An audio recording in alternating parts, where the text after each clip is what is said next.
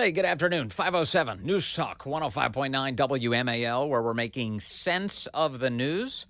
You can join us, 888-630-9625, 888-630-WMAL. Remember when President Trump was campaigning to become the 47th president of the United States, he said he would get rid of the Department of Education and send all of it back to the states. And one other thing I'll be doing very early in the administration is closing up the Department of Education in Washington, D.C., and sending all education and education work and needs back to the states. We want them to run the education of our children because they'll do a much better job of it. You can't do worse. We spend more money per pupil by 3 times than any other nation, and yet we're absolutely at the bottom. We're one of the worst. So you can't do worse. We're going to end education coming out of Washington, D.C. We're going to close it up, all those buildings all over the place, and you have people that in many cases hate our children. We're going to send it all back to the states. We're going to send it all back to the states. Then overnight, reporting that President Trump was on the verge of signing an executive order today abolishing the Department of Education. But it didn't happen today. President Trump was just signing EOs in the Oval Office a short while ago. He was asked about the Department of Education. Here's how that went. No. I want to bring the schools back to the states. And, I've said it 100 times. We're ranked at the bottom of the list, and yet we spend more. We're ranked number 1 for cost per student. We're ranked at the bottom of the list in education. And I know if I bring it back to Iowa, Indiana, Idaho, all these great states, I think... All the I's. I could say 40 states. I want to bring it back. 10 states won't be perfect. 5 states will be probably not so good. But they will be every bit as good as Norway and Denmark and Sweden and all of the states that are rated at the top. If you tell me about Indiana and some of these great states that run really well, Iowa, you tell me about those states, and if they run their own education, they're going to do a lot better than somebody sitting in Washington, D.C. that couldn't care less about the pupils out in the Midwest. When you Mr. President sign then, when would you sign that order? Well, I want to just do it. We're starting the process. We're trying to get the schools back into the states. Let the states run the schools. And I'll tell you, you'll see something, it's gonna blow your mind. It'll be run so well. The school system, and I also believe in school choice, but that will take care of itself. All right, so the president working out some final details, it sounds like. Joining us now is Ginny Gentles. She's the director of the Education Reform and Parental Rights Initiative at the Defense of Freedom Institute. Ginny, good to have you back on the program. Thanks for having me, Vince. Okay, so not yet, but it looks like President Trump is on his way to dismantling that department. I believe that this was a very clear campaign promise, and we've seen consistent messaging from this administration, including in other executive orders, that this is the direction that they're heading. And then we have now the confirmation of Secretary of Education Linda McMahon. She's in place, ready to lead and ready to start dismantling the department. So it's an exciting trajectory that we've been seeing. It is exciting. In the history of the Department of Education, has it ever once actually improved outcomes for students? Well, I'll be honest, there was a brief period where education outcomes for students bumped up a little bit. And no, that was not because of the U.S. Department of Education. There just was a united front when it came to education policymakers and the implementers and then the teachers all uniting and really focusing on getting scores up in math and reading, and people won't necessarily like it, but that was during that No Child Left Behind era. That was a brief period, but otherwise we have decades of either stagnant test scores or what we've seen over the last decade, which is declines in test scores, and alarmingly so. Since schools closed for prolonged periods during the pandemic, we had scores plunge for 4th and 8th grade students in math and reading when we look at the nation's report card, and then they're not bouncing back. There's just a handful of bright spots, but otherwise it's really alarming. So what happens to the money that's dedicated to the Department of Education if the president closes it down? Well, that's the thing that people conflate, and I think they do it intentionally. I was testifying before a congressional appropriations subcommittee last week, and the Democrats on the subcommittee kept implying that if anything happened to the Department of Education, if a single contract was canceled or a single bureaucrat was let go, their implication was that students with disabilities would lose funding. And my message to them was that, well, you guys are the appropriators. Congress sets the appropriations for what's called the Individuals with Disabilities Education Act, IDEA, and that $14 billion a year will continue to flow. It just might pass through a different federal building. Instead of going through the Department of Education, it might be flowing through the bureaucrats sitting at the Health and Human Services, which is actually where education was before the department was created.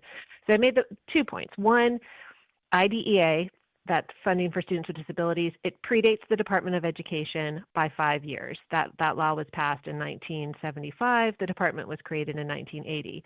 Title I, the other big pot of funding, that's about $18 or $19 billion in funding, that predates the Department of Education by 15 years.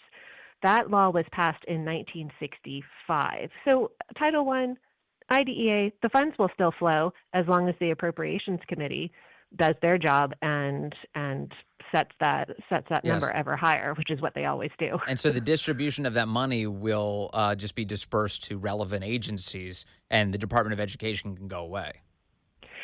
It really can. And you think about it, like, yes, the flow from the federal government, but they immediately get, the federal government takes their cut, because that's how these things work.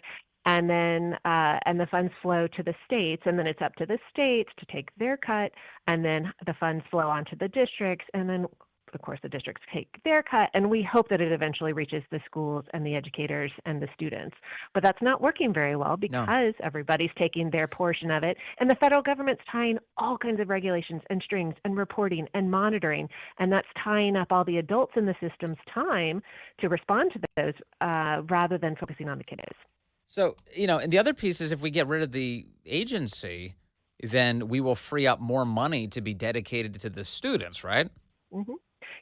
Yeah, because you don't have as many people taking their cut, and then you also don't have as many people spending their time filling out forms and monitoring and compliance that no one's ever looking at the federal government level. They just feel like their job is to request it. So by freeing up the people who are closest to the student to focus on the student's needs, you're going to save resources, and really we could see a real improvement in student outcomes. So, Ginny Gentles, as you've explained so well, if this agency has not been serving students, who has it been serving? Who's been the big beneficiary of the Department of Education? Oh, it served the unions very well, and that was their intention from the start. The National Education Association, the nation's largest teachers union, demanded this union. This was a deal that they cut with President Carter in the 1970s. We'll support you, but we want more federal control, and we want more unionization in education. So pull education out of what was called Health, Education, Welfare, HEW, pull it out, make it its own department, and we get more control. And ever since then, they have. And we've seen what happens when you have a heavily unionized system and where the adults are prioritized over the students. So that federal bureaucracy has won, but more dangerously and more alarmingly, the union has won, and that has to stop. And it's also been a source of a bit of chaos when it comes to curriculums too, right? I mean, it's not just failing to teach students the essentials, but instead meddling in such a way that you're teaching them something completely toxic. Well, the federal government, the U.S. Department of Education, by law, is not allowed to meddle in curriculum, but they do have all of these funds that they pull out from these formula programs that we've been talking about, but then also from these competitive grant programs. And they start doling out all these contracts and all these grants to these entities that pump all kinds of professional development and other just really toxic garbage Yes. into the system. So you're absolutely right. People will say, well, the federal government, they're not allowed to do anything with curriculum, but they can do all kinds of things around the system to create content that has nothing to do with math, with reading, with teaching reading the correct way, and in fact, the opposite. Well, I mean, look, under the Biden administration, they reclassified Title IX to say that men can actually be women, and that had deep impacts on schools and curriculums and what was going on inside of the walls of that building. You're absolutely right, and that's, I mean, one reason that so many parents, and I would assume so many educators, are breathing a sigh of relief that we have returned to sanity and common sense when it comes to biological reality and defining boys and girls and where they should go when it comes to bathrooms, overnight accommodations, and sports and locker rooms.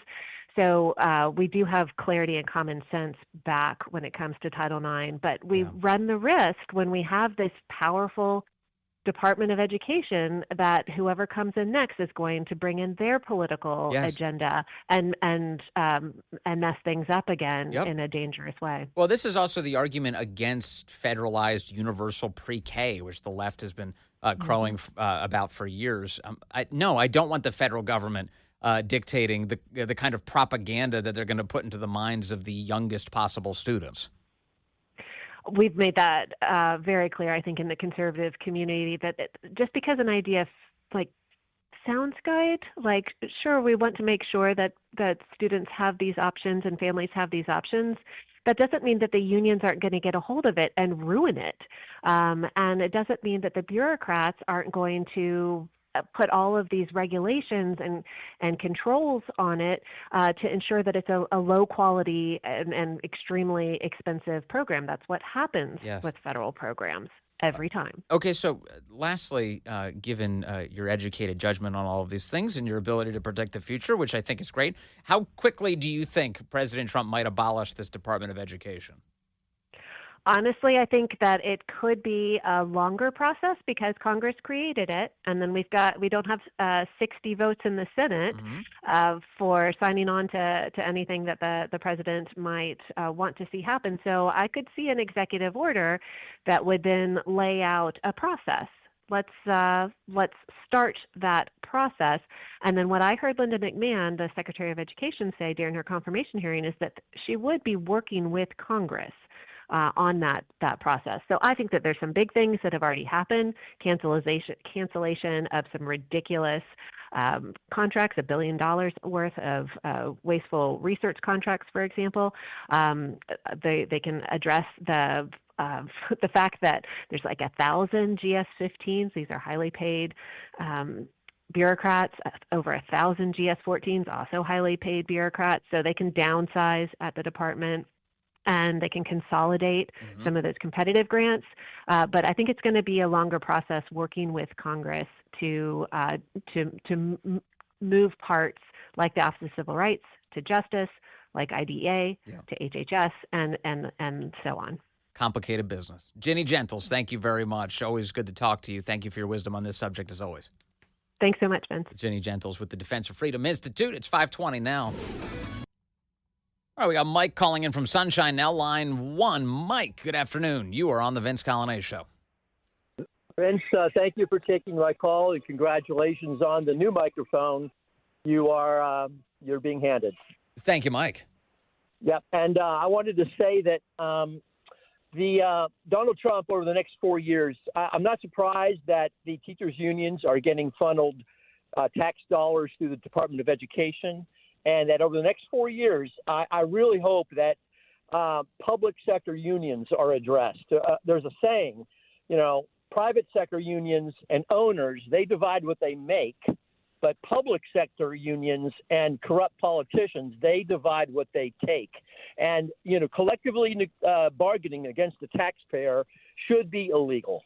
Yeah. It's interesting. The teachers' unions have, of course, demonstrated the lack of necessity that we have in the public sector teachers unions. We should get rid of them given how corrupt they've been and how much they've worked against our kids. Meanwhile, the one sector of the government workers that I felt like really the unions have come to some benefit has been the Border Patrol Union and some of the police unions who are somehow they're the breath of fresh air, the sanity amidst all of this. But I agree with the basic point you're making, which is that you and I are paying union dues and we're not a member of that union. And it's being confiscated right from you, Mike. That's correct, and it should be. It hasn't been with us for that long. I forget the history, but it might have been FDR or maybe even earlier that public sector unions came into being. Yeah. All right. Hey, Mike, thank you very much, Mike and Sunshine, pointing out that the teachers' unions have not served these students well at all. Hey, the President of the United States did a lot of things in the Oval Office today, including he got rid of the security clearances for the law firm who attacked him during the Hillary Clinton campaign. Take a listen. Here's President Trump today signing this executive action. Sir, your administration has made it a priority both to end lawfare and the weaponization of government and also to hold those who have engaged in lawfare accountable. One of the law firms that has been involved in that is called Perkins Coie.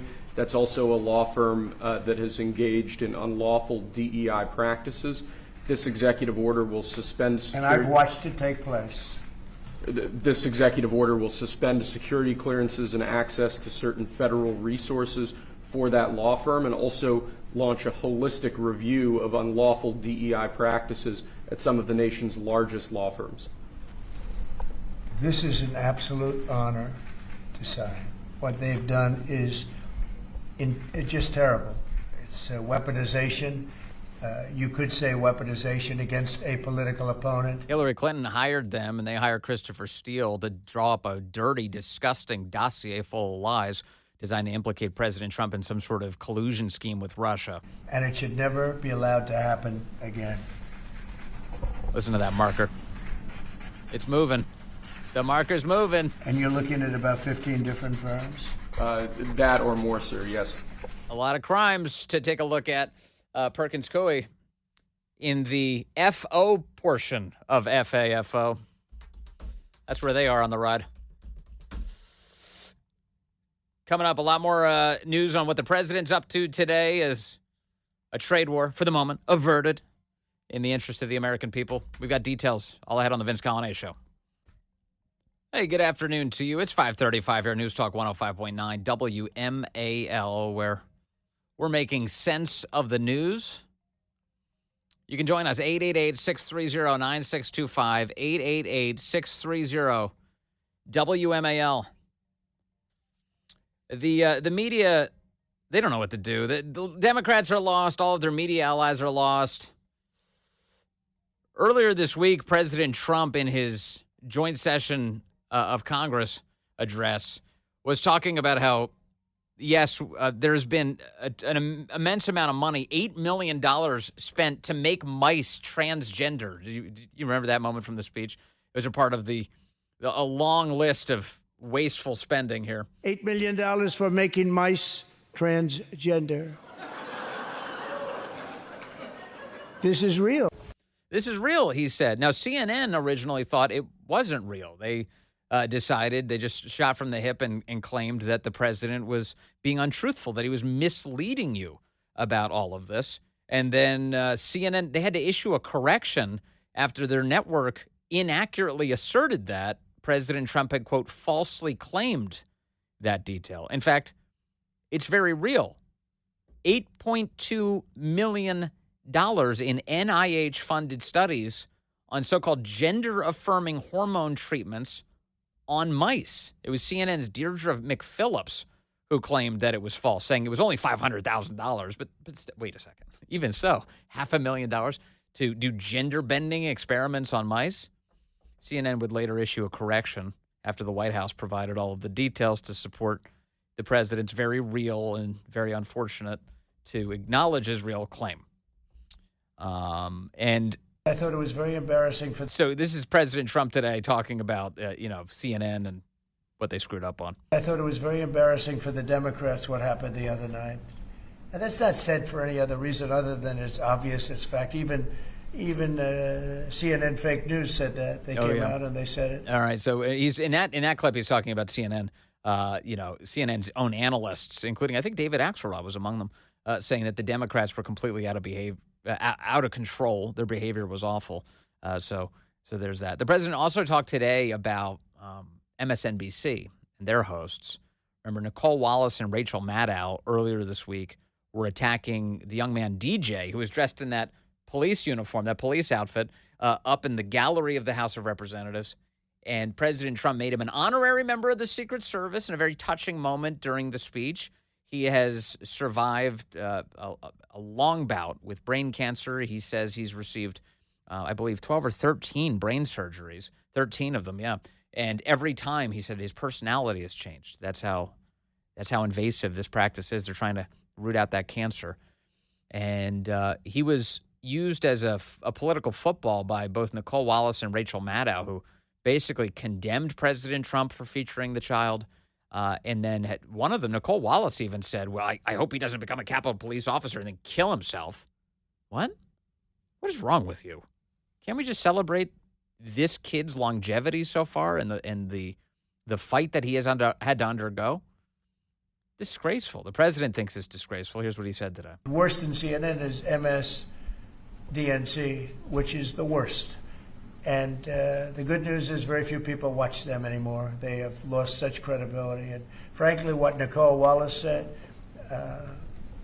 I've never been a fan of hers, and she's not very talented. But I'll tell you, what she said the other day about that young man is disgraceful. She should be forced to resign. And Rachel Maddow should be forced to resign. Nobody watches her anyway. I don't know if it's not possible they pay her as much money as I hear. Yeah, they say $25 or $30 million a year to Rachel Maddow, who is only going to work 5 days a week for the first 100 days of the Trump presidency and then back to 1 day a week. But certainly she's lost all credibility, both of them. But what they said the other day, they should be forced to resign about that young person. Yeah, all right. So President Trump thinks that was disgraceful because it has been. President Trump was also asked today during this Oval Office meeting about whether or not we'll ever get to the bottom of the guy who shot President Trump in Butler, Pennsylvania. The assassin. Are we ever going to learn anything more about him? Here's the president. It's been 7 months. Why do you think we don't know more about the guy who shot you in the ear? Yeah, well, and the second one with all of his cell phones. So I want to find the answer. Yeah, the Ukrainian who shot him in Florida, or tried to shoot him in Florida, and was spotted by a Secret Service agent. As I've told them, in fact, today I said, I want to find, we can no longer blame Biden for that one. He should have released that a long time ago. So they are giving me a report next week sometime, and I do believe I'll be releasing. He's interfering with the FBI. He's interfering with the FBI. Of course, he's allowed to. He's the president of the United States, and he wants to report on the subject. Who tried to kill me? Can you tell me? Would you let me know? And so that's the news today is that report is going to be received by the president next week sometime.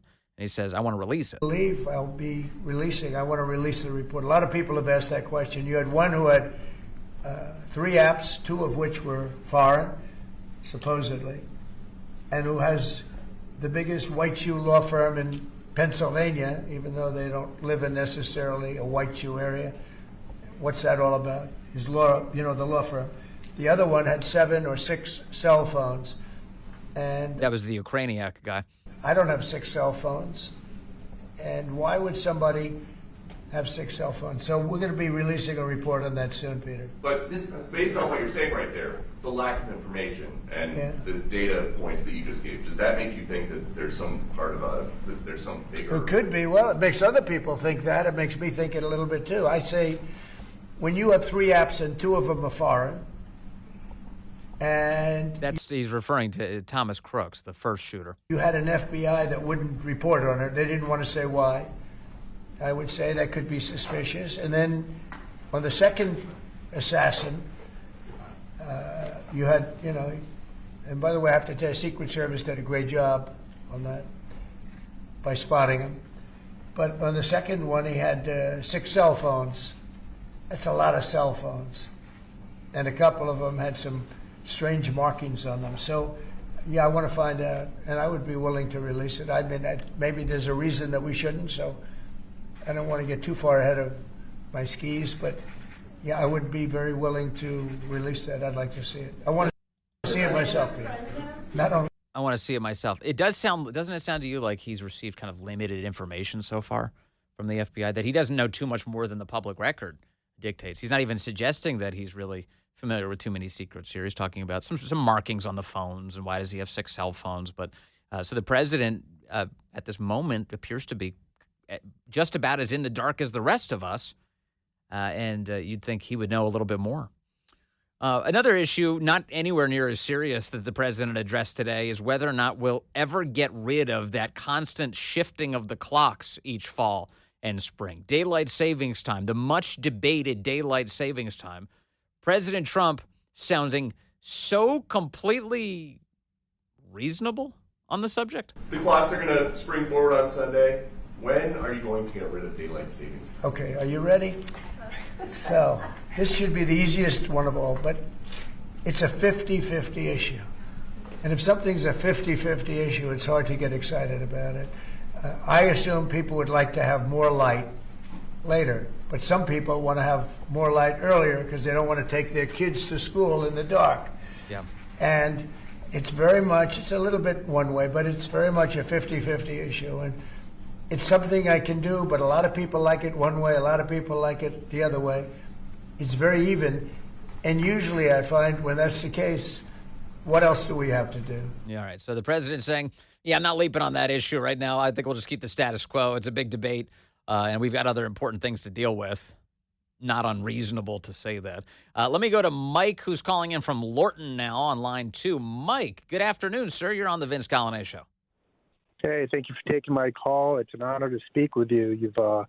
You're doing such great work and everything, and I can't wait for your new time slot. Thank you, listen, I got a couple of things. I'm going to make it real quick. I'm a contractor. I work with the government and everything. Yeah. And the contract I'm on right now, we're kind of safe for 1 year.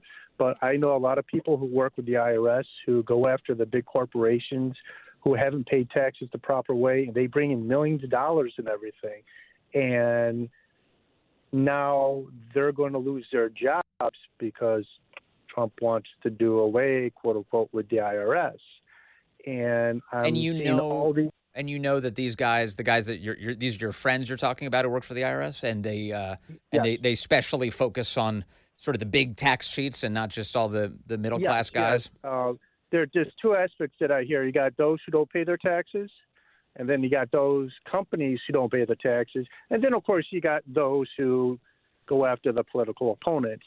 Get rid of those guys. I don't blame it at all. But I'm hearing a lot of heartache and everything. Will Trump take the responsibility of the unemployment rate shooting up, 245,000? 245. Oh, you mean by trimming the government debt? Yeah, he wants to cut it by 10%. Yes. It's a 3 million strong government. So therefore, you want to cut it down. If you're cutting 10%, that's 300,000. Well, yeah, I think he would. I think he'd be happy to take credit for that if they can trim the government by that much.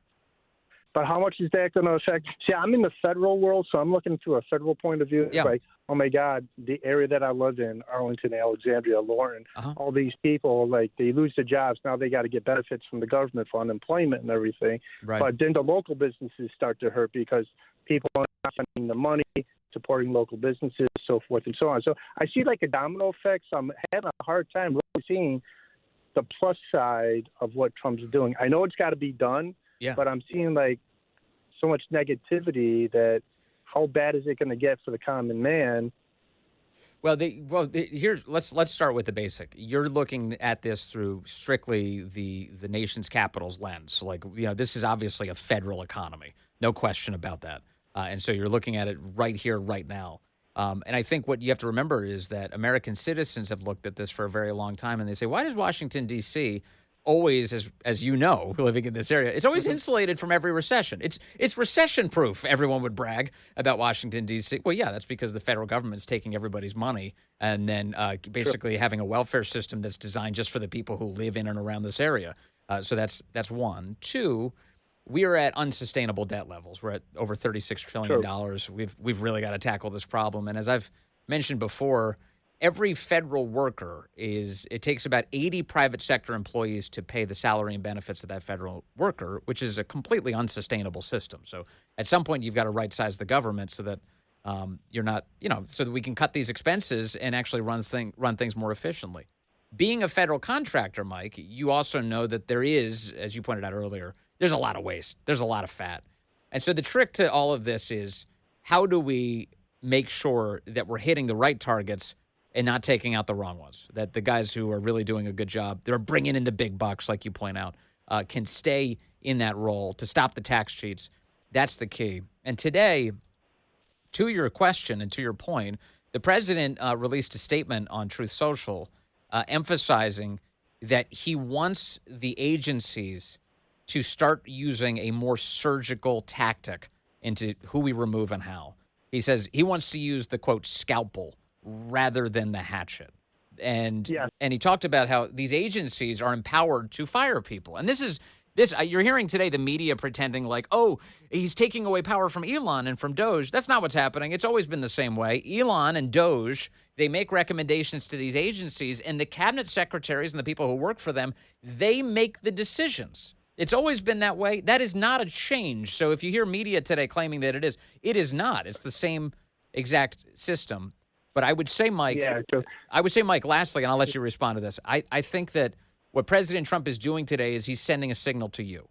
He hears you. He hears this particular line of reasoning, and he says, okay, that's fair. I just want people to know I want this to be surgical. And I think he's trying to speak to a guy like you, Mike.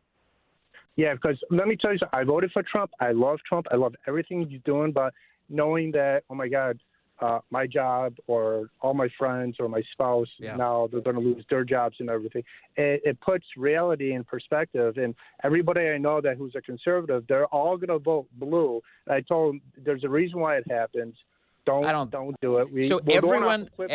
Everyone you know who's a conservative is going to vote for Democrats? The people who've all lost their jobs so far, yeah. And I told them, don't do it. You're going to find work. You're going to get a job. Do they remember? But do they remember the last 4 years, these people? That's what I tell them, and they shut up then. Okay. So, all right. But so in other words, they can be reasoned with. I love Trump, and I guess it hurts in the short term, but it's going to benefit in the long term. Yeah, you just have to have the big picture understanding of all this. I'm not pretending like there aren't difficult situations for people. I'm not even going to begin to pretend that. And I keep saying it on this program, and I don't think at this point, I feel like it's overdoing it to do all the throat clearing on this subject. But if you're listening to WMAL, you're exactly the kind of person that I'd like my federal tax dollars to be supporting inside the federal government. Literally the person. But at any rate. Yeah. And I know how much pork and fat is spent. I listen every year to the budget and everything. I see the budget at the levels that I work at and everything. And there is just so much stuff that can be cut. I mean, he's going to have to cut a budget. I have faith he's going to balance the budget. I really do. That's what he said he wants to do. All right, Mike, thank you. Thank you much. Have a good one. Yes, sir. There's Mike in Lorton. Virginia Senator Mark Warner, Democrat, was on Fox News yesterday, and he celebrated President Trump's achievement by bringing down border crossings. But I owe him his due as a president to lay out. And if he'd come in and done things like, the president's made great progress on border crossings. That's something we ought to celebrate. Oh, we ought to celebrate that. And then MSNBC called him to the carpet today. Let me ask you about immigration. Donald Trump last night said that in order to fix the immigration issue at the border, the crisis as he calls it, all you needed was a new president. You didn't need legislation. No legislation's necessary. You just needed a new president. That got a lot of big cheers from Republicans. You were saying on Fox News, I believe it was yesterday, that Donald Trump has done a good job at the border. So do you agree with that assessment, that Donald Trump is the only thing that's needed to change the circumstances at the border? I think it is good that we're at a 25-year low in terms of border crossing. My words yesterday, they were not great. He's rolling it back. He came in for his spanking, and MSNBC delivered it. How dare you say something nice about Trump? You want to take that back? Yes, I do. Yes, I do. I'm so sorry. How pathetic. Mark Warner. Up next, the great one, Mark Levin. I will be doing 6 full hours tomorrow on the Dan Bongino Show and on this fine program, and I'll talk to you then.